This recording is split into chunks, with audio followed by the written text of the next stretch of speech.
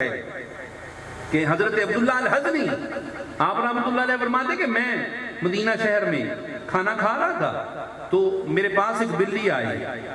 ہائے ہائے ہائے ہائے قبلہ، عاشقوں کی مجلس میں بیٹھے تو بہت کچھ ملتا ہے. آج وہ لوگ جو یہ کہتے ہیں کہ جی اولیاء اکرام دیتے کیا ہیں، واللہ تعالیٰ آپ کو نہیں دیتے، ہمیں تو جو بھی ملتا ہے درے اولیاء سے ملتا ہے. جی حضرت عبداللہ الحزنی آپ فرماتے ہیں کہ میں بیٹھا، بلی آئی میرے پاس تو میں دہی کھا رہا تھا، میں نے اس کے سامنے پیش کیا. اس نے بلی نے تھوڑا سا منہ لگایا. خیر دوسرا دن پھر میرے پاس آئی، میں نے جو کھا رہا تھا پیش کیا، اس نے پھر کھایا. اب تین چار دن گزر گئے. عبداللہ الحزنی فرماتے ہیں تب چونکہ جہازوں کا سلسلہ نہیں تھا، یہ سواری گھوڑا تھی، اونٹ تھا، اس طرح لوگ جایا کرتے.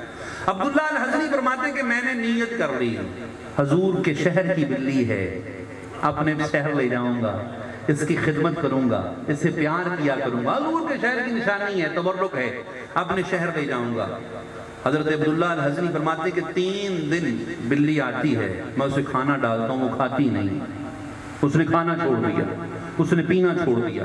عبداللہ الحزنی فرماتے ہیں میں پریشان ہو گیا، شاید بیمار ہو گئی اس لیے نہیں کھا رہی. آپ فرماتے ہیں کہ میں اسے کھانے کے لیے دیتا ہوں، کھاتی کچھ نہیں ہے. عبداللہ الحزنی فرماتے ہیں تیسرے دن مجھے حضور کی زیارت ہوئی، میں سویا، خام میں آقا کریم علیہ السلام کی زیارت ہوئی. فرمایا عبداللہ الحزنی پریشان کیوں ہے؟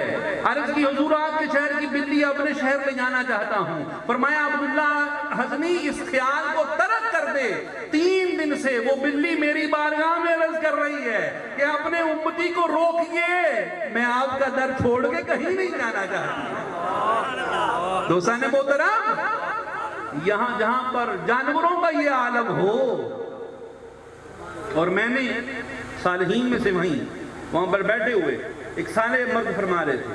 آپ فرماتے ہیں یہ جو جتنے کبوتر یہاں اڑتے ہیں، یہ جب بھی حد مدینہ یا حد بیت اللہ چھوڑتے ہیں مر جاتے ہیں. یہ جانوروں کی محبت ہے. جہاں پر جانوروں کی محبت یہ ہوگی، امتیوں کی محبت کا تقاضا کون کر سکتا ہے؟ دوستان محترم،